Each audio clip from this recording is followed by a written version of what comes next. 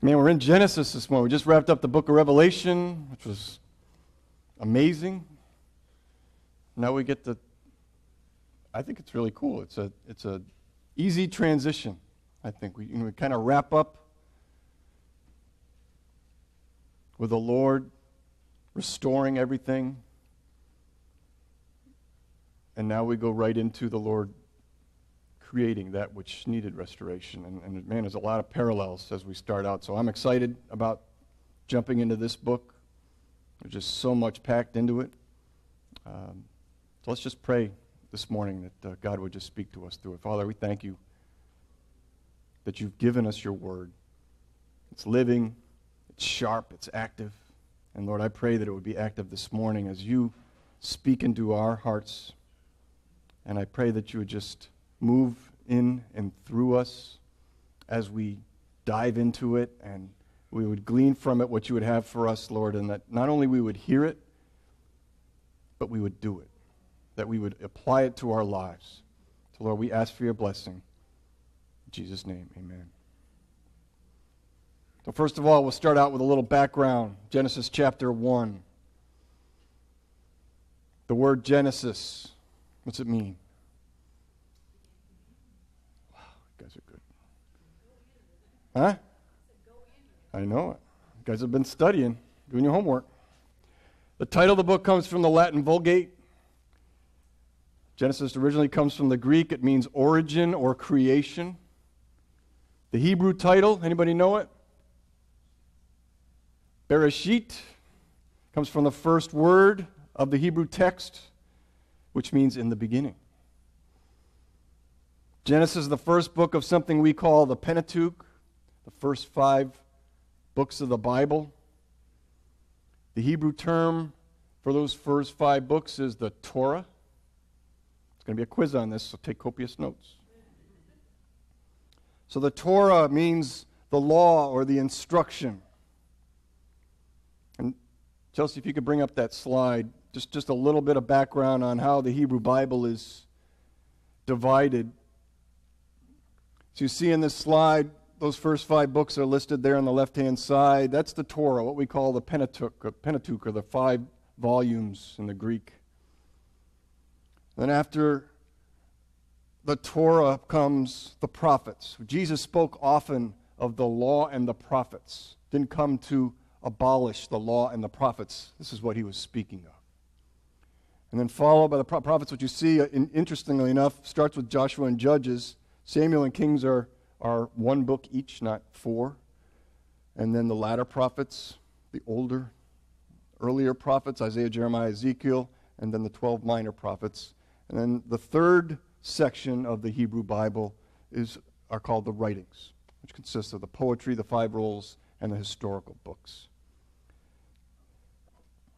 So the law is the Torah. The prophets, the Hebrew word is Nevi'im, the former and latter prophets, and then the writings is called the Ketuvim. If you take the first letters from each of those sections, T for Torah, N for Nevi'im, K for Ketuvim, T-N-K, you get what the Jews began to call their Bible in the Middle Ages, the Tanakh. Didn't happen until later on, but the T and the N and the K were used kind of as an acronym by the Jews to refer to their Hebrew Bible and called it the Tanakh. So the Tanakh is the whole Hebrew Bible, what we would call today the Old Testament. And the Torah is the first 5 books. And the Bereshit, as we talked about, is the Hebrew title for the book of Genesis. Slide can come down. All right, everybody cool with that? Quizzes will be passed out now. How about the author? Who wrote this book? Most scholars believe that it was Moses. Moses is attributed as the author for both Genesis and the rest of the Torah through the inspiration of the Lord. And the time of writing, when this book was most likely written, is believed by most to be around 1400 to 1440 BC. Sometime between the time of the exodus of Israel out of Egypt and prior to Moses' death. Sometime in that wilderness experience before Moses was taken and Israel entered into the promised land. And so what's the purpose of this book? So we know kind of how the book is broken down. We know the author now. We understand when it was written. Well, what's the purpose? Why write Genesis and the rest of the Torah? Well, primarily Genesis was written to explain to Abraham's descendants, the nation of Israel, why they were going to the promised land. To give them some background about what happened to cause them to get to where they were. The nation Israel, on their way to the promised land, it was written for them to know where they came from, where the world came from, how humanity had originally failed, and how God was going to fulfill the promises to redeem his fallen creatures from their sinful condition. We talked about that as we took communion. So I'm going to give them that background to give us the same background of how it all began. Because those people, those Israelites who were going through the wilderness, they didn't have an eyewitness account. And so the Lord revealed, I'm sure there were verbal, historical stories that were well known, but Moses, through the inspiration of the Lord, authored these books at this time to give them this background. And the book of Genesis itself is really divided into two major sections. The primeval history of the world. What happened to create this world and form this world before Abraham, which is the first 11 chapters. And then the history of the patriarchs, which is chapters 12 through 50. So we've got before Abraham, first 11 chapters, and then from Abraham on, just 12 through 50. And essentially this first section of Genesis, the first 11 chapters, is setting the stage for the main drama. It's setting the stage. It's creating the backdrop by which the story unfolds from Abraham onwards. God's dealing with Abraham and Isaac and Jacob's sons, which make up the tribes of Israel. So Genesis is about beginnings and generations. Probably the easiest way to remember it. Beginnings and generations, starting with the divine ordering of creation, and it follows for many generations a family line that takes the reader from Adam all the way to Jacob and his sons. And those sons become the 12 tribes of Israel.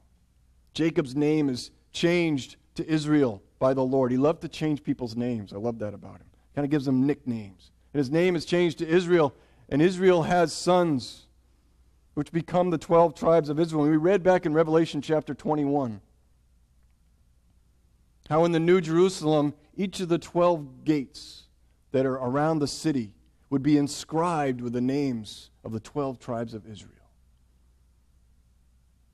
So there's this connection with Genesis and Revelation. There's this connection, this common thread that runs all through Scripture. And so we start with verse 1. Verse 1 says, in the beginning. That Hebrew word, bereshit. It's in the beginning. And so, if I'm going to look at this verse, I'm going to have to ask the question as we start out, well, in the beginning, if that's the beginning, what was there before the beginning? What existed before the beginning? Before God began creating all the things that we're going to read about, what existed? What was there before? What didn't God create? Well, the only uncreated being is God, right? So before the beginning that we read about here, there was just God. Does that make sense? And we read in John chapter 1, verses 1 and 2, John talks about this as well, and he said, in the beginning was the Word. And the Word was with God, and the Word was God. He was in the beginning with God. And that's exactly what Moses tells us, in the beginning, comma, God. That's where we start. How cool is that? And in the beginning, not only was there God, but the next word is God created. So in the beginning, God created. And that means that God created everything out of nothing. If there was nothing before but God, and then God began his creative work, then God created everything out of nothing. It doesn't say that in the beginning there was dark matter or some other kind of primordial soup. It just says, in the beginning, God. And what's also interesting is it doesn't go into any detail as to how God created it all, does it? It just says, in the beginning, God created. And I'm really okay with that. I'm okay with an incomprehensible God doing something incomprehensible like that. In fact, I'm more than okay with that. I would expect that out of God. And how did he do it? How did he do it? And if you ask that question, you're looking through the text, he spoke it into being. How's that for a physics lesson? Which one of Newton's laws covers that? And I think if you stumble here over taking God at his word, I think you're going to stumble with much of what else is written in this book, aren't you? This book involves surrender. This book involves giving yourself permission to trust God no matter what. You may not understand everything. You may not agree with everything. But the foundational thing that we all need to come to grips with regard to our relationship with God is that he is God and we are not. And the rest then becomes simply a matter of trust and obedience. It's simple. In the beginning, God. Okay. I don't understand all that, but I accept it. It takes an element of faith and surrender and trust. Trusting that he is who he says he is and will do what he has said he will do. And simple but absolute obedience to what he tells you to do. That's what he calls for. And that word for God that is written there in the English, as so often happens, we talked about this through the New Testament, in the Greek, there's often so much more as you go into the original language than what the English says there. If you go into the original Hebrew for this word God, it's what? Elohim. And the interesting thing about Elohim is it's a plural Hebrew word. It's not a singular Hebrew word. The other interesting thing about this sentence is it's a plural Hebrew word for God, but the verb creates is singular. So we've got a plural word for God, meaning more than one, and yet created is singular. So we haven't even finished with the first verse yet, and we've got two mind-blowing foundational principles of theology. The first is nothing existed before God, and he created everything from nothing. That's one. And the second thing is we have a monotheistic God, one God, that has a plurality about him, that exists in more than one. He exists in what we understand now to be three persons. This is huge. We haven't even gotten out of the first sentence yet, and we've got two huge mind-blowing theological concepts given to us. We could spend a couple of months right here just digging into this, but we're not. If we just skip real quickly down to verse 26.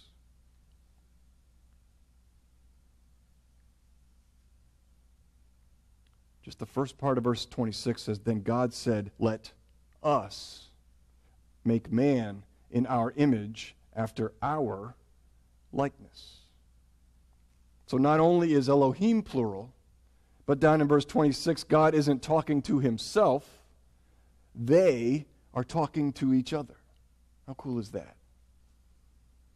There's an old story that a renowned Bible scholar, as he was leading his students through their curriculum, would require for them before they were able to graduate to point to any section of Scripture and be able to preach Jesus from that section. And here we are in verse 1 of the Bible, and we could preach Christ right here. He was there. In fact, if we go back to that passage of John, chapter 1, we read verses 1 and 2. If we go down to verse 3, it says, all things were made through him, and without him was not anything made that was made. So not only was he there, but John tells us that everything was created through him. There was nothing made without him. And so what did he create? It says, as we continue on in verse 1, that God created the heavens and the earth. That means everything. There is nothing else. There's the heavens and then there's the earth. Anything that we have today or that we can see today is included in this phrase, heavens and earth. This music stand and the stuff that God created is made from the stuff that God created when he created the heavens and the earth. You and I and the stuff that we are made from is made from the stuff God created when he created the heavens and the earth. We're all made from this stuff. So before the beginning, there was God. And this is the point at which he began to create everything out of nothing. Verse 2, it says, the earth was without form and void, and darkness was over the face of the deep, and the Spirit of God was hovering over the face of the waters. The essence of the Hebrew here is that as God began his creative work, as he began to create, the earth was desolate and empty. There is a creative process that God will follow to fashion his creation. And here he tells us that his work on earth begins with something of a blank canvas, doesn't it? Now we'll see as we go through the text that God took 6 days to complete the creative process, and then he rested. And we know the limitless power of God, and I would submit that he easily could have brought all of this into being in an instant. Couldn't he? But in this narrative in Genesis, God provides an example to mankind and on how he wanted them to approach their lives. He worked. And then there was evening and morning and then the next day. And we see this happen over the course of 6 days, and on the seventh day, what did he do? He rested. Do you really think God was tired? Do you really think he crashed on his heavenly lazy boy and took a good long nap watching college football on the seventh day? I'd like to think so, but I don't think he did. In fact, in Isaiah chapter 40, verses 28 and 29, it says, have you not known, have you not heard? The Lord is the everlasting God, the creator of the ends of the earth. He does not faint or grow weary. His understanding is unsearchable. He gives power. In fact, he gives power to the faint. And to him who has no might, he increases strength. He doesn't get tired. He doesn't get weary. In fact, he's the one that gives us the strength that we need. So God begins this creative process with a blank canvas, which is the earth, and it was formless and void. It was desolate. And he captured for us how to approach our work such that we have margin in our lives for rest and renewal, because we need that. He knew, because he created us, that we needed that in our lives. So he established a pattern of work and rest that we should follow in our lives today.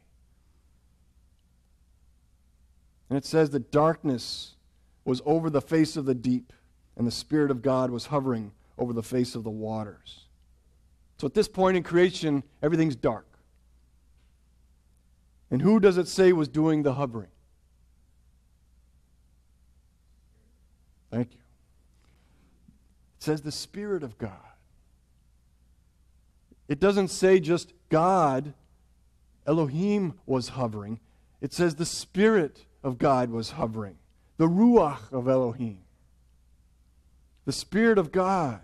And it's interesting that the words for spirit in both Hebrew and the Greek both mean breath or wind. It's like the breath of God was hovering over the face of the waters. Dr. H.C. Leupold said, the verb here, hovering, signifies a vibrant moving, a protective hovering. His was the preparatory work for leading over from the inorganic to the organic. That same word, hovering, is found in Deuteronomy chapter 32:11 when it says, like an eagle that stirs up its nest, that flutters over its young. That word flutters is that same Hebrew word, spreading out its wings, catching them, bearing them on its pinions.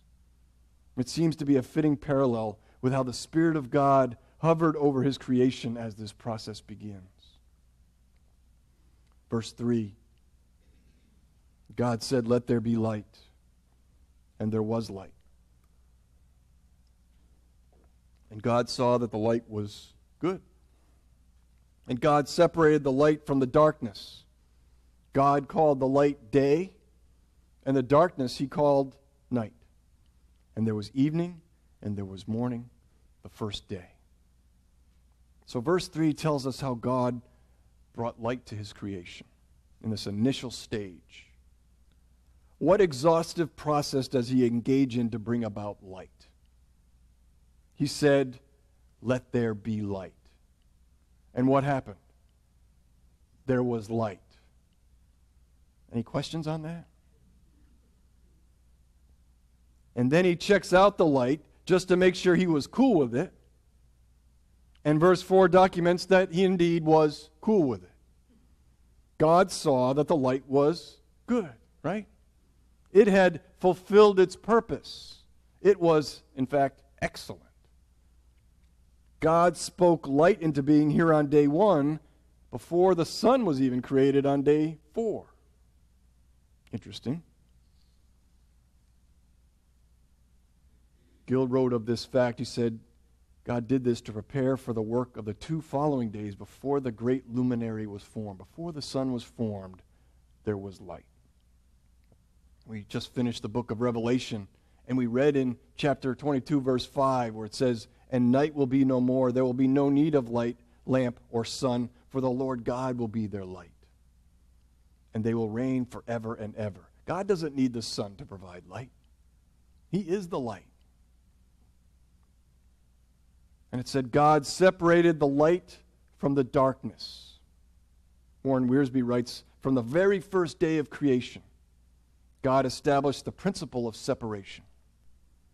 Not only did he separate the light from the darkness here in verse 4, but he separated the day from the night in verse 14, and later separated the waters above from the waters beneath in verses 6 to 8, and the land from the waters in verse 9 and 10. He begins a process of separation throughout this chapter. And then it goes on to say there was evening and then there was morning the first day. So the Lord gives Moses this word day here. And it says there was evening and there was morning the first day. Some bring up this word can also mean an age or a period of time that perhaps could be longer than a day. But in this context, the most logical interpretation is a day. If God had wanted to communicate a longer period of time here, he could have easily done so, but the simple interpretation is it's a day. There's evening, there's morning, and it's a day. Verse 6, it says, "And God said, let there be an expanse in the midst of the waters, and let it separate the waters from the waters. And God made the expanse and separated the waters that were under the expanse from the waters that were above the expanse. And it was so. And God called the expanse heaven, and there was evening and there was morning, the second day." So now God separates the waters in the atmosphere from the waters on the earth. God put an expanse between the upper waters and the lower waters and made heaven, which would be the sky. And it seems that these waters were a vaporous blanket that covered the original creative mass. These waters were originally one, and he separates them. And when separated from the landmass, the lower waters eventually become the oceans and the seas, and the upper waters played a part, we believe, in the flood during Noah's day. There's a lot of moisture in the atmosphere at this time. And so in separating the waters, God is, in essence, creating a distinction between water vapor that exists in the atmosphere in abundance and liquid water that is on the surface of the earth. Verse 9. "And God said, let the waters under the heavens be gathered together into one place, and let the dry land appear. And it was so. And God called the dry land earth, and the waters that were gathered together he called seas. And God saw that it was good. So now on the third day, the Lord turns his focus to the surface of the earth. He gathers the liquid water on the earth together such that there is now dry land appearing. And he is now separating the sea from the land as he prepares distinct environments for his creation to exist. There's now a sea, and there is now dry land. And there is, again, judgment exercised by God on what he had created. He judges what is created. He evaluates it. And the results were pleasing to him. He found it to be good. And then God says in verse 11, "Let the earth sprout vegetation, plants yielding seed, and fruit trees bearing fruit in which there is their seed, each according to its kind on the earth." And it was so. And the earth brought forth vegetation, plants yielding seed according to their own kinds, and trees bearing fruit in which is their seed, each according to its kind. And God saw that it was good. And there was evening and there was morning the third day. So as the third day continues, the Lord now creates plants and fruit trees, each bearing seed. And notice the phrase, each according to its kind. We had a representative from Creation Ministries International here a couple weeks ago talking about this concept. The seed is produced according to its kind or species. Apple trees produce apple tree seeds, right? Grass produces seeds that come up as more grass.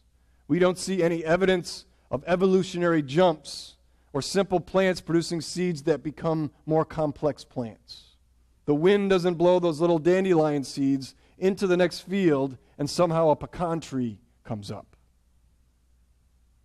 This is where those who espouse evolution get into trouble. From a scientific standpoint, you just don't see plants or animals for that matter that jump from one species to another more complex species through the reproductive process. We actually observe is dandelions producing dandelions and kitty cats producing other kitty cats. And that's what he says here, each according to its kind. And so the third day is a busy day. We see the water in the sky and on the earth being separated.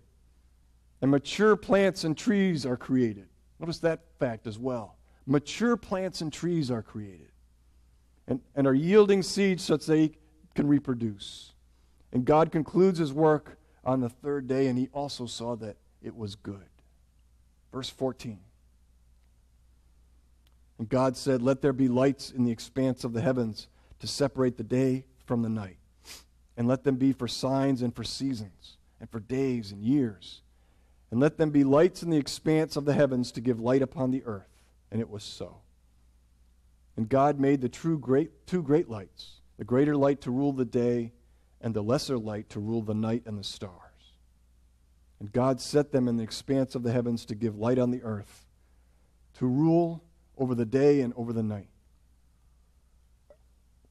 and to separate the light from the darkness. And God saw that it was good. And there was evening and there was morning, the fourth day. You guys hanging in there? Everybody cool? All right. So now on the fourth day, God creates the lights in the heavens to separate the day from the night. And notice what their purpose was. God had already created light and had set up a rhythm of light and darkness without the sun or the moon. It wasn't necessary for plants to be able to grow or for there to be heat on the earth enough for things to thrive. God had already taken care of that. But he created the sun and the moon and the stars to separate the days and the seasons and the years, and to provide light upon the earth and separate the light from the darkness.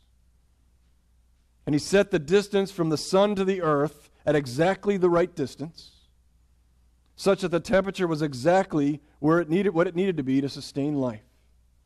And the moon was set exactly where it needed to be to influence the tides, such that there would eventually be a constant flow of nutrients and refreshing of the seas as the tides changed. And he set the stars in their locations such that man could track the passage of time and even navigate by them. God spoke to Job in Job chapter 38 about how he had created these stars and located them such that we on earth could see these constellations that we still see today. He asked Job, can you bind the chains of the Pleiades or loose the cords of Orion? In verse 31. Verse 32, he says, can you lead forth the Mazzaroth in their season, or can you guide the bear with its children? He's speaking of constellations. Do you know the ordinances of the heavens? Can you establish their rule on earth? The obvious answer from Job is no. God established all of that. He created all of those stars. And so on day 4, God created the sun and the moon and the stars. And then he looked at what he created and pronounced them good as well. Verse 20. God said, let the waters swarm with swarms of living creatures, and let birds fly above the earth across the expanse of the heavens. So God created the great sea creatures and every living creature that moves, with which waters swarm according to their kinds, and every winged bird according to its kind. And God saw that it was good. And God blessed them, saying, be fruitful and multiply, and fill the waters in the seas, and let birds multiply on the earth. And there was evening and there was morning, the 5th day. So on the 5th day, God turns his attention to creating the animals that live in the water and fly above the earth. He first creates the animals that inhabit the waters, and then the birds that fly above the earth. And when he was creating the plants and the trees, and now the animals, does it say that he created the seeds and the embryos, or does it say that he created the plants, the trees, and the animals? He created mature organisms. Whether it's a plant or a tree or an animal, he created them in a mature phase. They're fully grown. And then it said they were able to be fruitful and multiply. The plants and the trees had seeds such that they could yield fruit in their own way, after their own kind, and the animals could reproduce. So we can now answer the oft-asked question, which came first, the chicken or the egg? You knew I was going there, didn't you? So now you know. God saw that it was good. The chicken was good. And look what happens next. It says God blessed the animals. He pronounces a blessing upon them and gives them a command, which is interesting. He tells them to be fruitful and multiply, and not multiply by doing math, but to multiply by growing in numbers, filling the sea and the earth. And it's interesting, he didn't say this to the plants and the trees, did he? He didn't talk to the trees. He talks to the animals. He blesses them and he gives them a command. There seems to be a separation between the plants and the animals of his creation, recognizing an intelligence and an ability to obey, as we have the ability to obey. And it says, then there was evening and the morning, the 5th day. And so we're going to pause here until next time. It's enough for today. We're going to pause here until next time. We'll pick up with a very busy 6th and final day of creation. But before we finish this morning, I want everyone to turn to Psalm 104, if you will. Psalm 104 is not directly attributed to David, but it was most likely written by him. It's obvious that Psalm 103 and 104 form a theological pair, and Psalm 103 is directly attributed to David. Very similar attributes. And in Psalm 104, we find a beautifully illustrated narrative of the creation process. A process that should result in a desire in all of us to stand amazed. We talked about this during communion. We should all stand amazed at the work of his hands and the loving care by which he was created. He created the heavens and the earth. It should amaze us as we drive down the highway or through the roads and we see God's creation, or walk along the streams and see the water flowing, or even look out over a rainy day. It should all result in a desire in all of us to stand amazed at the works of his hands and the loving care by which he has created the heavens and the earth. And a process that, as we study it and take it in with our senses, should result in us also wanting to bless the Lord with our souls, as the psalmist says. And so as we read this together, reflect on what we've reviewed so far this morning. There's a lot of information we've gone over in 23 verses.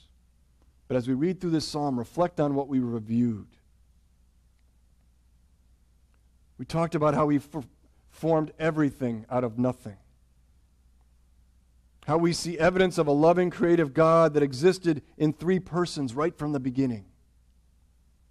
How he provided for us an example of how the rhythm of our lives should flow through work and rest. How he created a perfect, beautiful world for us to live in, even though he knew that we would mess it up with the choices that we would make.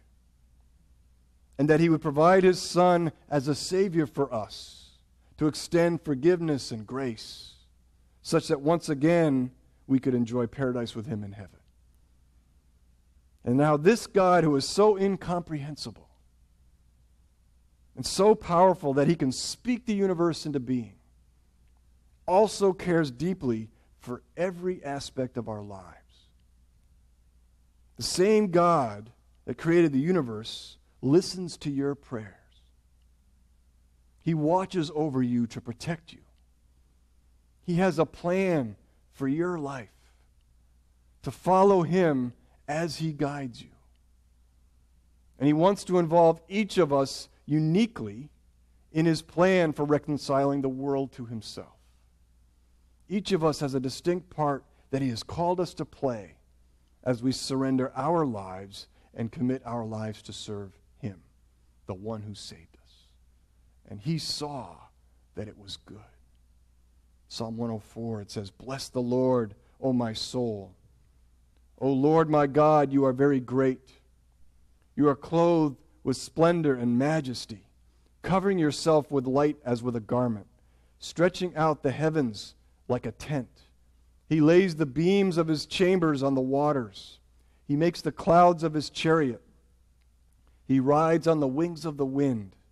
He makes his messengers winds, his ministers a flaming fire. He set the earth on its foundations so that it could never be moved. You covered it with the deep as with a garment. The waters stood above the mountains, and at your rebuke they fled. At the sound of your thunder they took flight. The mountains rose, the valleys sank down to the place that you appointed for them. Yet you set a boundary that they may not pass, so that they may not again cover the earth. You make springs gush forth in the valleys. They flow between the hills. They give drink to every beast of the field. The wild donkeys quench their thirst. Beside them the birds of the heavens dwell. They sing among the branches. From your lofty abode you water the mountains, and the earth is satisfied with the fruit of your work. You cause the grass to grow for the livestock and plants for man to cultivate, that he may bring forth food from the earth, and wine to gladden the heart of man, oil to make his face shine, and bread to strengthen man's heart. The trees of the Lord are watered abundantly, the cedars of Lebanon that he planted. In them the birds build their nests. The stork has her home in the fir trees. The high mountains are for the wild goats. The rocks are a refuge for the rock badgers. He made the moon to mark the seasons. The sun knows its time for setting. You make darkness and its night, when all the beasts of the forest creep about. The young lions roar for their prey, seeking their food from God.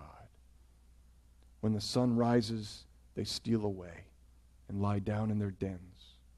And man goes out to his work and to his labor until the evening. O Lord, how manifold are your works. In wisdom have you made them all. The earth is full of your creatures. Let's pray. Heavenly Father, is an awe-inspiring thing to read even just these first few verses of Genesis and how you brought everything into being. Our minds can't even wrap around what we've even talked about. And yet those of us who have become followers of you, Lord, we have faith to simply say, I trust that you did so. I believe. Because there really is no other explanation. Such a wondrous and beautiful creation could come about by no other way. And Lord, I just thank you that you give us an opportunity to participate with you in reconciling a world that has gone astray. As a result of that original sin that was brought forth by Adam and Eve in the garden, this perfect world that you had created. And Lord, now we see the fruit of that as we walk around every day and going about our business. Lord, I pray that our business would become your business. And Lord, that our lives would be surrendered to do your will.